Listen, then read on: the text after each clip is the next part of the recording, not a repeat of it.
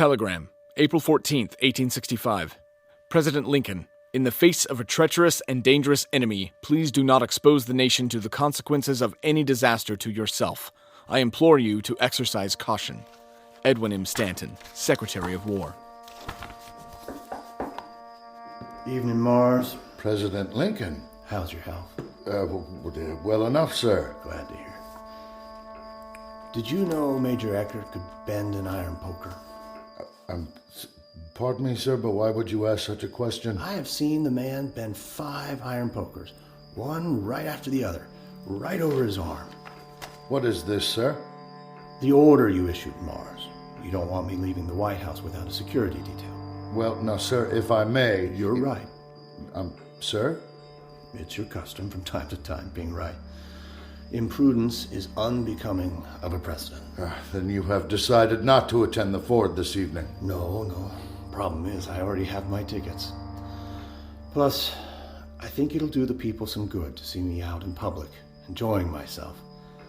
Given General Grant can no longer attend, I should still like a competent guard by my side, and since he can bend an iron poker over his arm, I thought Major Eckert would be the man. What is this? An order of my own, for Major Eckert. You know where to find the Major. Why not deliver it yourself? Chain of command. The Major is occupied this evening, sir, along with the rest of my department. We haven't a man to spare. Oh, not one? Mr. President, as you know, tonight General Sherman will be advancing on one of the last remaining rebel strongholds. Major Eckert will be passing along important dispatches to and from the front between multiple regiments all across the Mason-Dixon.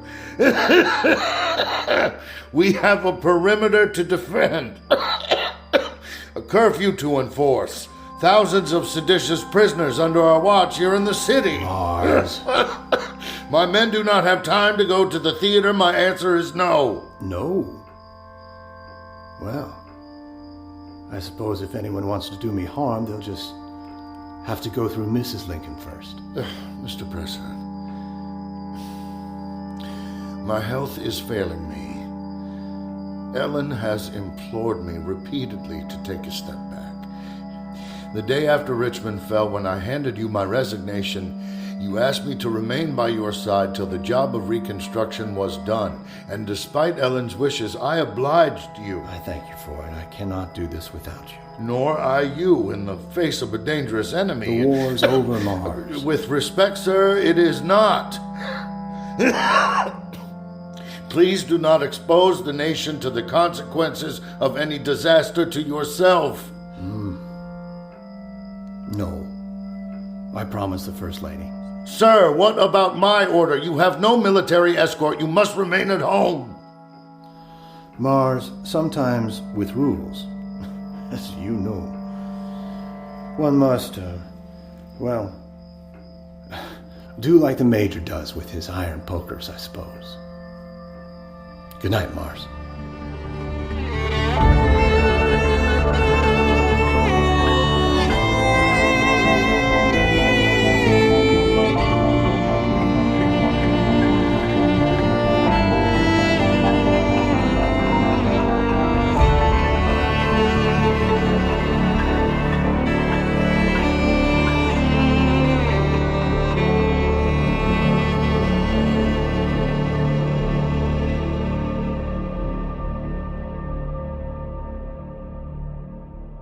(1865).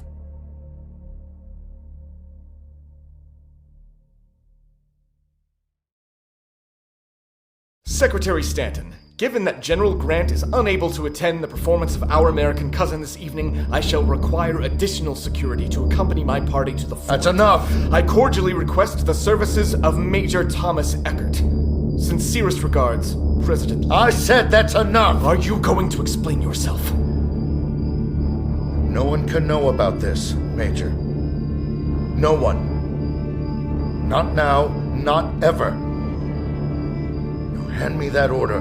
I will not. Are you openly defying me now? Why didn't you grant the request? I demand to know. Yours is not to make demands of me, son. You knew he was in danger. Yes. You knew there were rebel agents in the capital. Of course I knew. Everyone knew. Then why didn't you send me? Because he doesn't listen.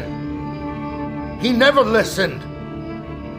He took the air nightly. Do you know that alone? Strolling about the streets of the capital in the wee hours of the morning. It's a wonder they didn't get to him sooner.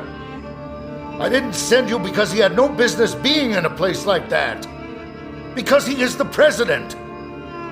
Because I hope fear might persuade him to better judgment. I would have been there, sir. I could have done something.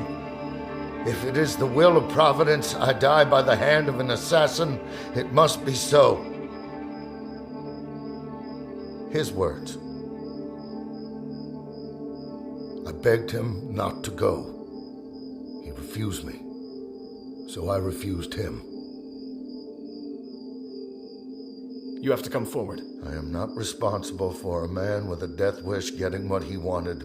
If you won't, I will. You would betray me. I'm trying to protect you. I'm trying to keep you out of shackles. If you come forward now, you can claim negligence. And then what? Resign? Better resignation than the Montauk prison ship. People deserve to know the truth, sir. Do you know why I have this office, Major? Why you're standing here today as my second in command? Secretary Seward recommended you to President Lincoln. Yes. That's a story, but it's not the truth. The truth is President Lincoln ordered my predecessor, Mr. Cameron, to prepare a comprehensive military report for Congress. Cameron front-loaded that report with a recommendation to arm captured slaves. Lincoln knew it would ruffle too many feathers, so he struck any mention of arming slaves before sending it to Congress. But the original report still found its way to the press, unedited. Mr. Lincoln was furious, and Mr. Cameron found himself in early retirement. But the truth is, I forced that little tidbit into the plan in the first place, and when Lincoln pushed back, I ran the article in the paper. Cameron, he fell on the sword, but I received a promotion. And we used those Negro slaves to put those rebels on their damn backs. Sometimes, Major Eckert, the truth doesn't matter at all. I won't help you cover this up. With Lincoln gone, who will hold the South accountable? Andrew Johnson? The cowards in the Senate or the sectarian bigots of the court? There is no one left, Major. Only this office and those who command it. No one else knows about this? Only Secretary Seward. How? After I left the office that night before the attack, I dropped in on him. I needed to vent my frustrations. Can he be trusted? Seward's an ally. He'll stand with me. If you do this, sir, if we do this, we're vulnerable. You better be absolutely certain that you trust Seward, because if he survives, he can implicate us both. I trust him. Same as I trust you. Do you trust me? Yes. Then hand me that order.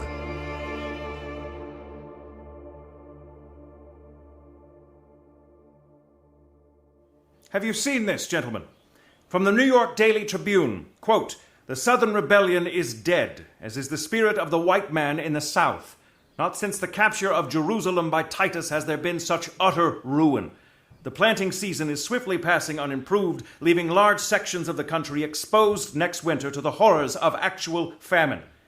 The farmers will not plant, sir. They're afraid their lands will be taken from them by the Bureau. This is a mess. And the freedmen won't go near a plantation for fear of re-enslavement. Goddamn mess.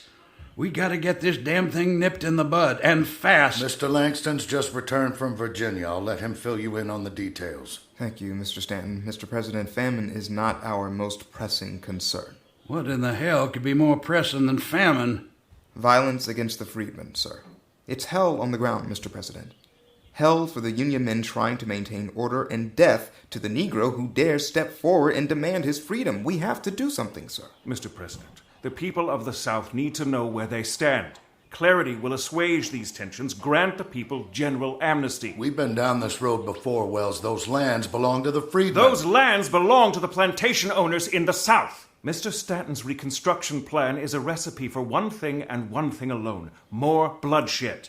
Let the Negro prove himself man by man and state by state. Mr. President, if I may. Go ahead, Mr. Langston. The Negro has already proven himself, primarily on the field of battle, where he fought, bled, and died for American liberty. I recruited those men, hundreds of them, to fight in the war on a promise.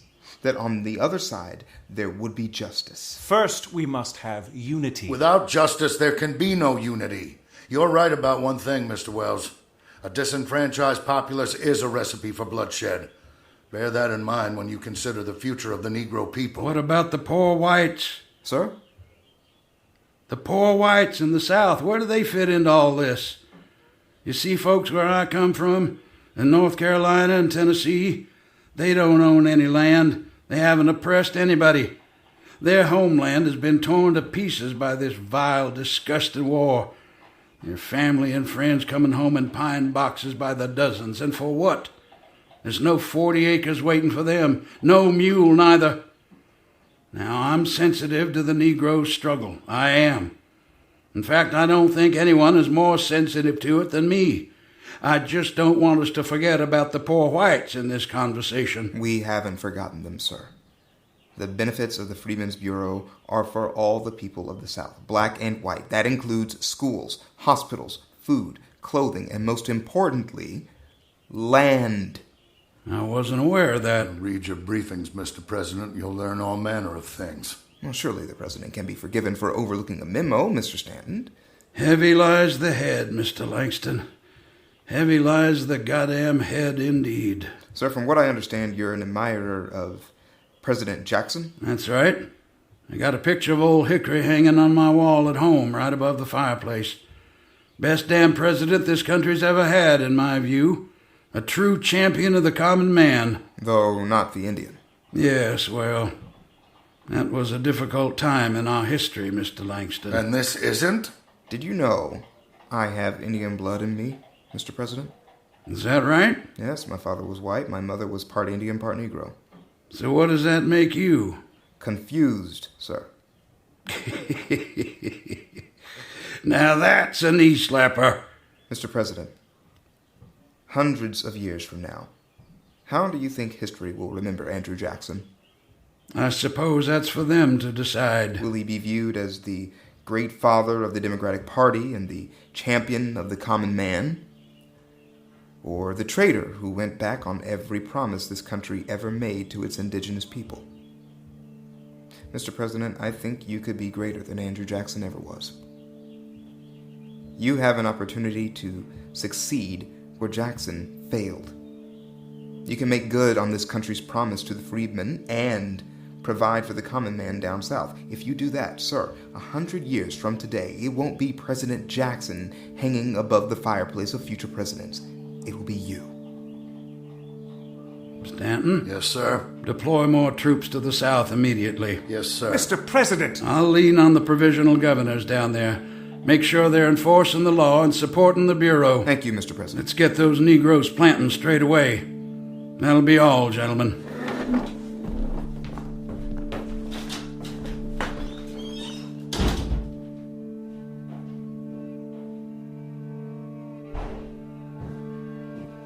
Who's the dough-face now? I suppose you're rubbing off on me. Were you thinking of growing a beard as well? I wouldn't hold my breath. Well done, Mr. Langston. Stanton, wait. What? What is it? Don't make an enemy of him. Mr. Langston? He's the president. Whatever we hope to accomplish, whatever good we hope to do, it'll be decidedly more difficult if he stands against us. So heed your own advice. Swallow it down.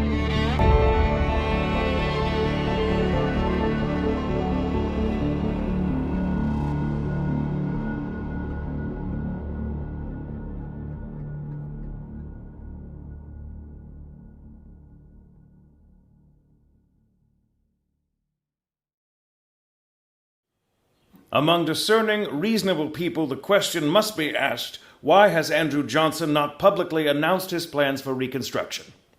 Perhaps he is waiting for marching orders from the very man with whom he colluded to secure the office of the president, Jefferson Davis. You think if Lincoln was sitting in the White House, those vultures in the press would do him this way? It's not fair the way they treat me, Wells. I don't think any other president in the history of our country has been treated this unfairly. Oh, there's more, sir. The Union be damned, President Johnson is concerned with one thing and one thing alone, his popularity below the Mason-Dixon. Popularity?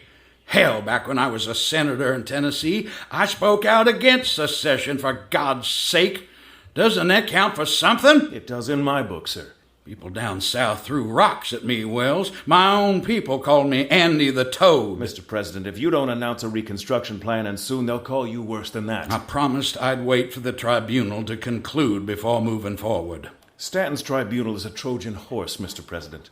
And what's waiting inside? Negro suffrage. If Stanton succeeds in proving this conspiracy, you will not be able to pardon the South. Not Davis, not the Confederate generals, and not the plantation owners. If they're not readmitted to the government, and soon, the black vote will become the law of the land, and if that happens, you will never see a second term. What do you suggest I do? Fire him, sir. Do it now before the tribunal is announced publicly. Once it's underway, you will not be able to interfere. No. Mr. President, if this tribunal succeeds... I made Stanton a promise, Wells. I can't go back on it now. Why? What does he have on you, Mr. President? I have to let this tribunal run its course. Let's leave it at that. Perhaps there's another way, sir. I understand you're in a very precarious position on the subject of amnesty. And between a rock and a hard place is what I am. I push too hard on amnesty, I alienate the North. If I don't push hard enough, the South will burn me at the stake. Then reach across the aisle, sir. Strike a compromise with the opposition. The radical Republicans don't want a compromise on amnesty. But the moderates will. If we capture their support, you won't need the radicals at all. What about Mars? I don't think he's interested in a compromise either. I suggest we deliver Edwin Stanton a Trojan horse of our own.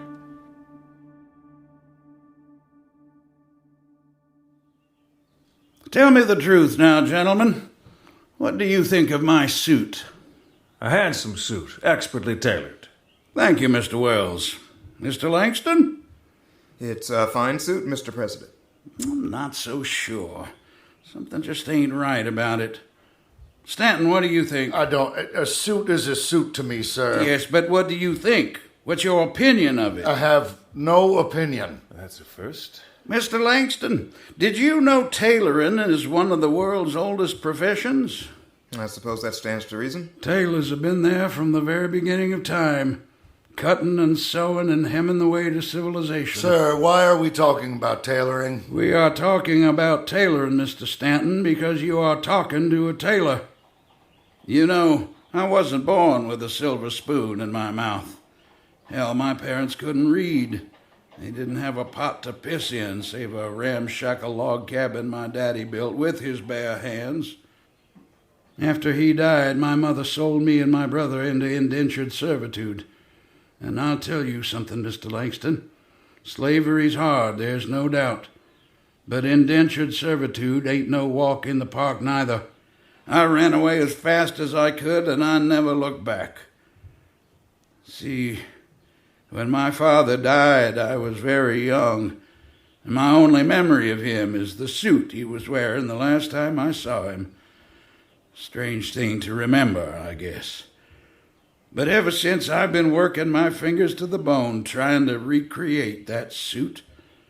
While other kids were outside in the creek, I was inside fussing with my mama's sewing kit, learning the art of the tailor. I taught myself how to read and write. By the time I was 17, I opened my first tailor shop. By the time I was 22, I was the mayor of Greenville, Tennessee. And look at me now, sitting here in the White House, the most powerful man in America. Mr. President? Now, if there's one thing I've learned from all my years as a tailor, it's this. When something ain't right, it's always best to make an alteration. Secretary Wells? Thank you, sir, for that lovely introduction. In the end, the debate between us on the issue of Reconstruction always comes back to this. How will we treat the South? With leniency or punishment? You know where Mr. Langston and I stand. Perhaps we can meet in the middle. Mr. Langston, would you do the honors?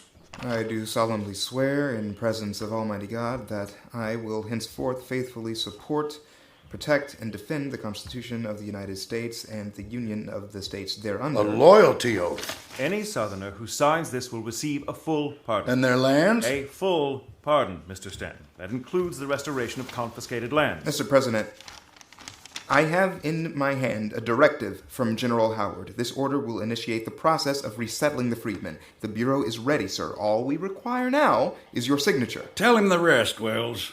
The President and I have identified certain classes of individuals who will be exempt from pardon.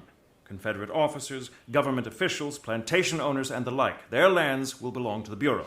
How does that sit with you, Mr. Langston? Mr. President, with respect to the intentions of your proposal... There is a provision here that grants you the right to pardon persons belonging to the accepted classes. That's right. In fact, unless I am mistaken, this document says you have the authority to pardon whomever you like. The President and I both feel pardon should be liberally extended when warranted. Then this isn't a compromise at all. It gives you carte blanche, no matter the results of my tribunal. It's a good deal, Stanton. A good deal for the poor whites, a good deal for the freedmen, and a good deal for you. I'd like a moment, sir. Gentlemen, give us the room. Mr. President. Mr. Langston? Yes, Leave General Howard's directive on the President's desk, please. of course. Mr. President?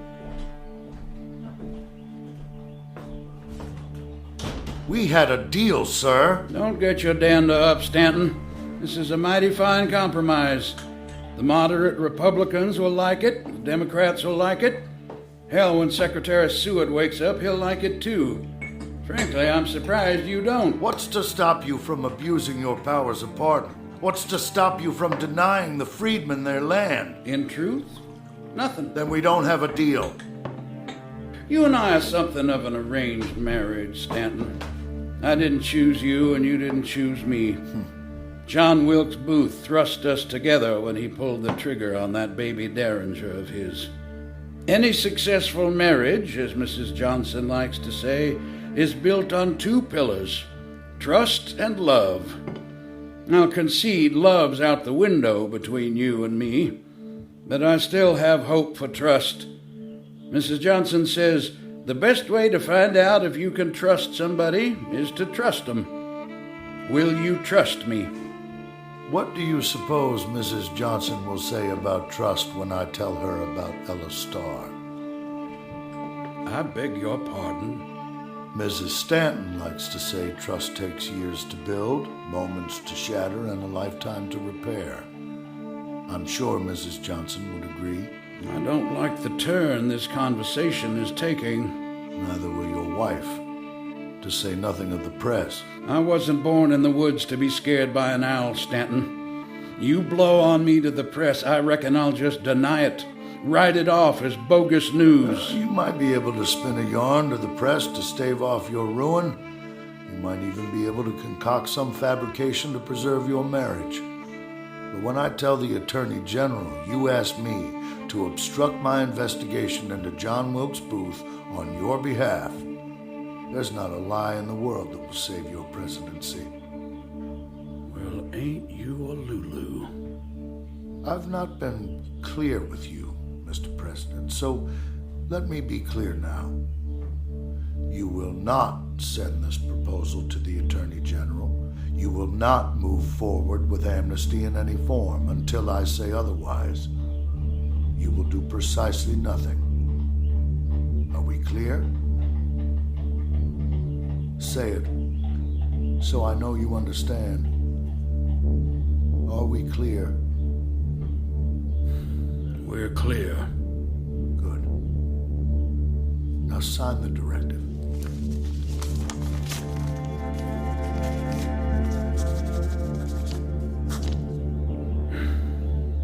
Thank you, Mr. President. What am I supposed to tell Wells? Tell him whatever you like. I need a legitimate reason for not moving forward. Otherwise, it'll raise suspicion in him. The cabinet's divided on this issue. It's split right down the middle. Everyone's made their views known but Mr. Seward. Tell Wells you'd like to afford your Secretary of State the opportunity to voice his opinion. Fine. I know you don't see it this way right now, Mr. President, but I am trying to protect you. You've got a peculiar way of showing it. Well, you just have to trust me.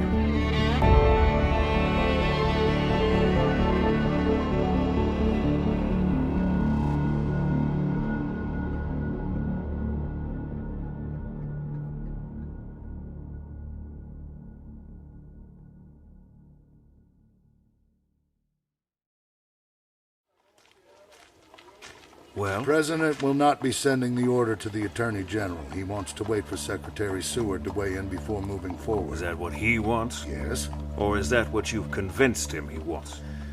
Mr. Wells, when Secretary Seward wakes up... If he wakes up. Yes, God willing. At that time, the President will make his decision.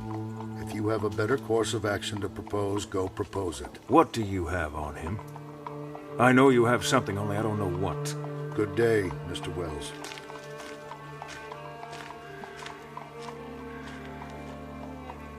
He changed his mind? Yes, Just like that. just like that. What did you say to him? Mr. Langston, no matter how desperately Wells may try to load the pistol of leniency, neither he nor President Johnson are in a position to pull the trigger. I assure you. Oh, nearly forgot. Here, What's this? you wanted the President's signature? Now you have it. Let General Howard know the good news. I'll send word to the provisional governors right away. There's a famine coming, Mr. Langston. Let's get those Freedmen settled. Wells is right, isn't he? You have something on him. Suffice it to say, when it comes to swallowing down the poison, you and I aren't the only ones drinking from the vial.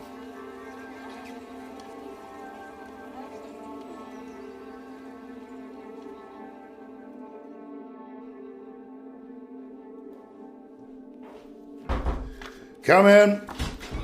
The doctor's here to see you, sir. Is that today? Apparently so. Shall I turn him away? No, send him in.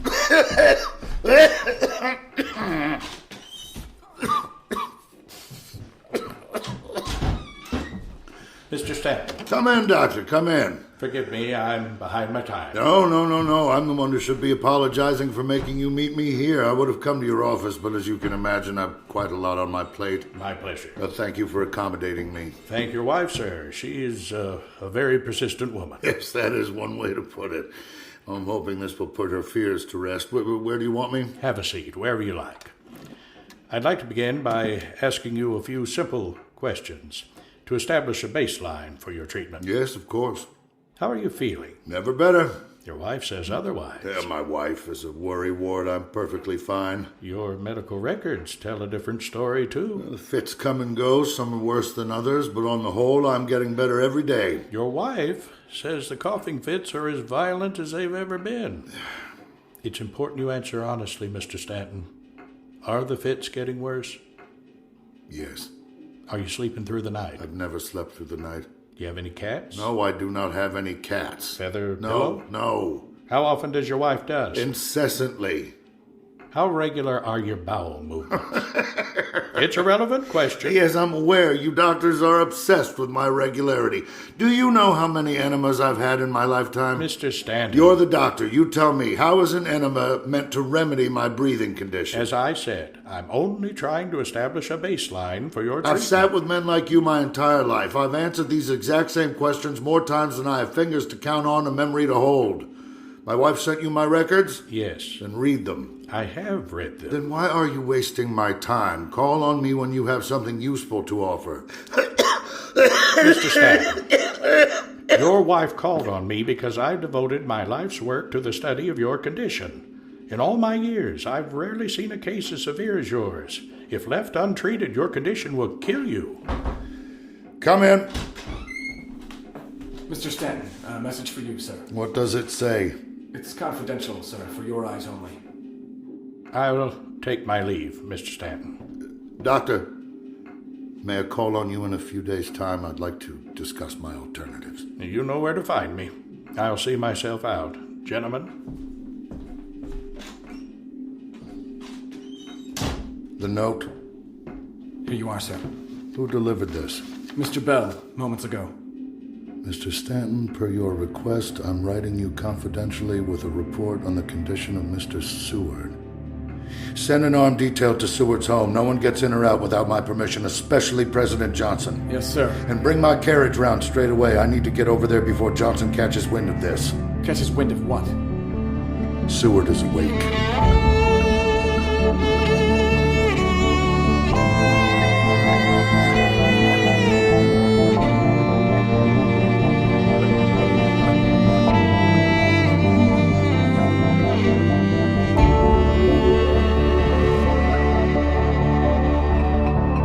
1865 is an Airship production, starring Jeremy Schwartz as Edwin Stanton. Also featuring Lindsey Graham, Ian Ferguson, J. Michael Tatum, R. Bruce Elliott, William Jackson Harper, and David Coffey. Created by Stephen Walters and Eric Archilla. Directed by Robert McCullum. Written by Stephen Walters. Executive producer Lindsey Graham. Co-executive producers Eric Archilla, Robert McCullum, and Stephen Walters. Music and sound design by Lindsey Graham. To find out more about 1865, go to 1865podcast.com or find us on Facebook and Twitter at 1865podcast. And if you're a fan of the show, please consider supporting us. Become a patron at patreon.com/1865podcast. New episodes air weekly, and look for special inside the episode interviews with the writers and producers of the series to find out more about the real history behind 1865.